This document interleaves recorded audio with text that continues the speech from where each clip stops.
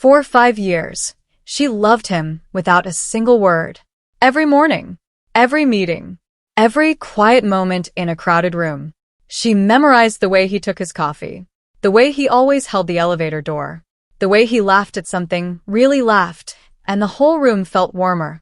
She loved him in the safest way she knew how, in silence. And then one day he was gone. No goodbye. No warning. Just an empty desk and the faint smell of his cologne fading from the air. 3 years passed. And then the door opened. And there he was, standing in her office, looking at her like no time had passed at all. Except everything had changed.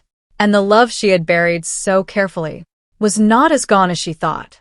Monday morning, Elena's corner office, floor 12, soft morning light, the city waking up outside.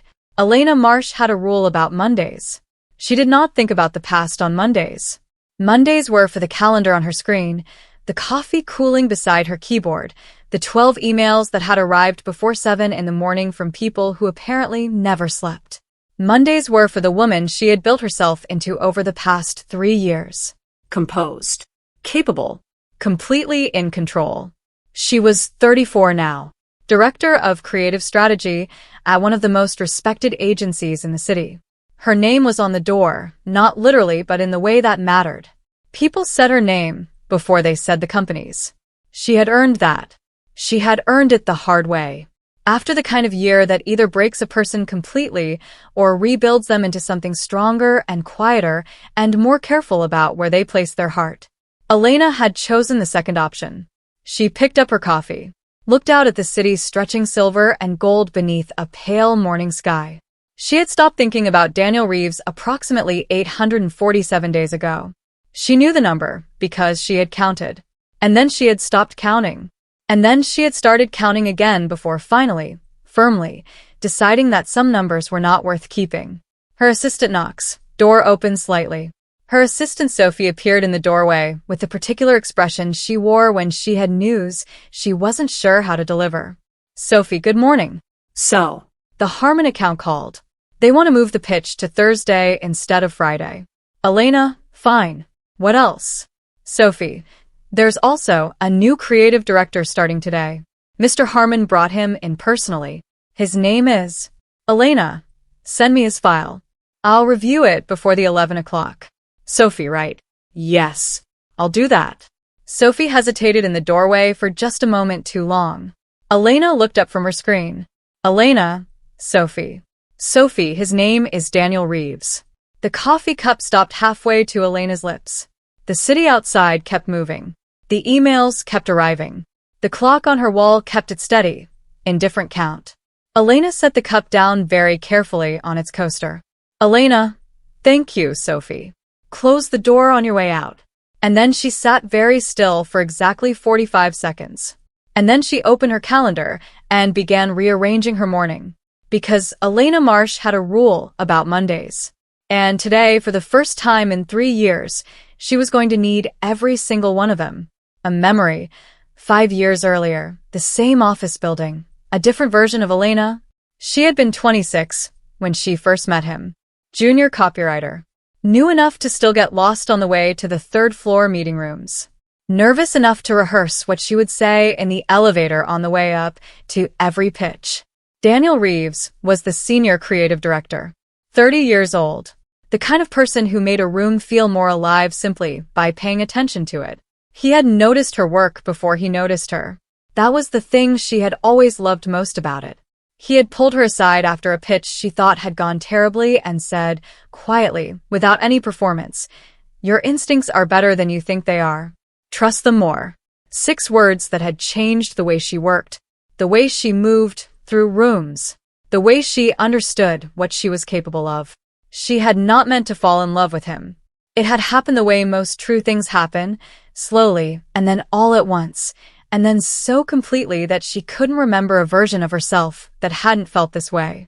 She had watched him for 5 years, had sat across conference tables and stolen glances she hoped no one noticed, had laughed at things he said, and then immediately looked at her notebook, so he wouldn't see how much she meant it. Had stayed late on nights when she knew he was still in the building. Not to talk to him, just to be in the same space a little longer. She had never told him. Not once. Not even close. Because some loves feel too precious to risk. Too real to expose to the possibility of a polite, kind, devastating no. And then one Tuesday morning she had come in to find his desk completely cleared. A brief company-wide email. A new opportunity. He was grateful for the years. He wished everyone well. She had read the email 4 times. And then she had gone to the bathroom on the 3rd floor where nobody ever went, and she had sat on the cold tile floor and let herself feel it. All of it. For exactly 11 minutes. And then she had stood up, washed her face, gone back to her desk, and started the long, quiet work of becoming someone who did not need him. Conference room B, 11 a.m., full team assembled.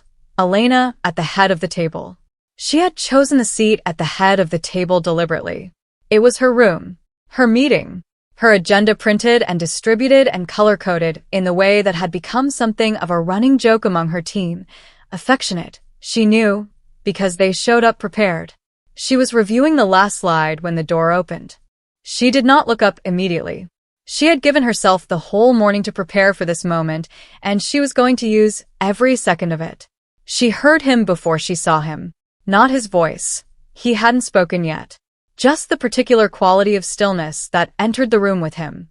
The way the air shifted slightly when someone like Daniel Reeves walked into a space. She had forgotten that about him. She looked up. He was standing near the door, one hand resting on the back of a chair, looking at her with an expression she couldn't immediately read. 3 years had done something to him. Not aged him, sharpened him. He looked like a man who had been somewhere difficult and come back knowing exactly who he was. She understood that look. She wore it herself. Elena, everyone, this is Daniel Reeves, our new creative director. He comes from Meridian Group, where he led their global campaigns division. I'm sure you'll make him feel welcome. She said it in the voice she used for client presentations. Clear, warm, completely unreadable. Daniel looked at her for 1 beat longer, then was strictly professional. Daniel, thank you. I'm looking forward to working with all of you. His eyes came back to hers when he said, all of you. And Elena looked back at her notes and told herself, firmly, clearly, in the voice she used when she needed to believe something, that 3 years was long enough. That she was not the same person who had sat on a cold bathroom floor and felt the world tilt. That whatever this was, she could handle it. Conference room B, 12:15 p.m. Everyone has left. Elena gathering her notes. She thinks she's alone. She was always the last to leave her own meetings. She used the quiet afterward to decompress. To make notes in the margins of her printed agenda. To let the professional composure drop by about 12% before she walked back into the rest of the day. She didn't hear him at first. He had stayed near the window looking out at the city, giving her the room the way he always used to, with a kind of instinctive consideration that she had always noticed and never commented on. Daniel, you changed the layout. Elena looked up. Elena, the conference room? Daniel, the whole floor. It feels different. Elena, it's been 3 years. Things change. A pause. He turned from the window. Daniel, you're different. It wasn't a question. It wasn't a compliment exactly. It was just an observation, delivered with the same quiet directness he had always had, the same quality that had made her trust him from the beginning. Elena, people tend to be after 3 years. Daniel, Elena, I have a 1 o'clock. She gathered the last of her papers, straightened them against the table with a clean, final tap. Daniel watched her without moving, and in the space between them, in that particular silence that had always existed between them, even when the room was full of other people, something shifted. Not dramatically, not the way it happened in stories, just quietly, the way a door opens that you thought was locked, just enough to let the light in. Elena, welcome back, Daniel. And she walked out, and did not let herself look back, even though every single part of her wanted to. Daniel's new office, 6 p.m., building almost empty. He sits alone, phone in hand. Daniel Reeves had not come back for the job. The job was real. The opportunity was genuine. Harmon had called him 3 times before he said yes. But the job was not the reason he had finally picked up the phone on that third call. He had come back because of a photograph. A trade magazine profile from 8 months ago. Industry recognition. Rising leader in creative strategy. He had seen her name first, and then looked at the photograph and sat with it for a long time. Elena Marsh looked exactly like herself.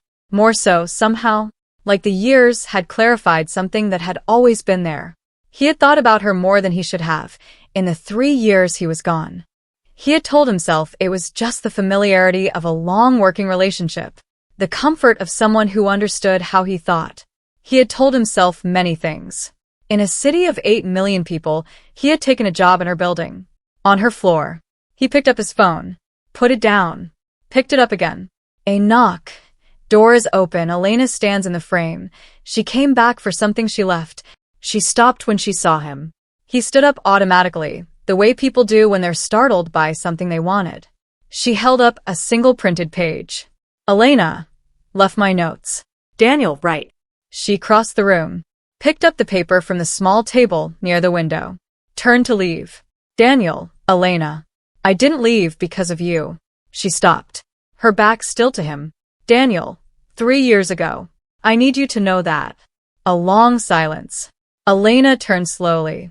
Her expression was the careful, composed one he had been watching all day.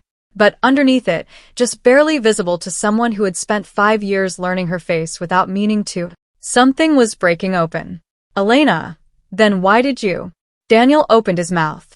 And in that moment, before he could answer, before the words that had been waiting 3 years could finally find the air, Her phone rang. She looked at it, then at him. And whatever had been about to happen folded itself back up quietly. Elena, I have to take this. She walked out. And Daniel stood in the empty office with an answer she hadn't heard yet. And a question she hadn't finished asking. And the particular weight of everything that had been left unsaid between two people for far too long. Why did he leave 3 years ago? What was he about to say? And after 5 years of silence, is it already too late? Part 2 is coming. And the answer will change everything. Subscribe right now so you don't miss it. And tell me in the comments, did Elena make the right choice keeping it silent for 5 years? I'll see you in part 2.